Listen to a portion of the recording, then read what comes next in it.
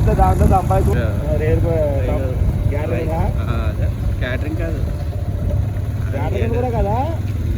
మామూలుగా దీనికి వెళ్తారు కదా బ్యాగింగ్ క్యాటరింగ్ కూడా ఆడతారు కదా క్యాట్ అంటే అదే రేపు